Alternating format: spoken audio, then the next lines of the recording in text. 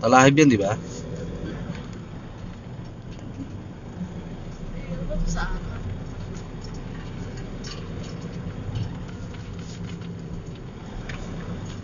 Lalim mo. Ayan guys, yung ito na naman yung Molino Dam. May tubig na naman, may nangingisda agad. Kahapon lang walang tubig, ngayon may isda na. May namimingwit na. Ganun kabilis yung isda dyan. Isang araw lang, meron na agad. Hindi, isang buwan na wala ng tubig yan. Isipin mo na lang. Kahapon nagkaroon, may isda agad. Ba, ibang klase ah. Ay, magandang ilog.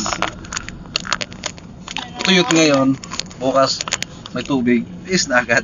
May namamaril na kami na. Di ba, may isda nga. Ibig sabihin eh. Bobo si Cantarona. Ayan guys, tapos na kami. See you next week. At wala kaming pasok bukas.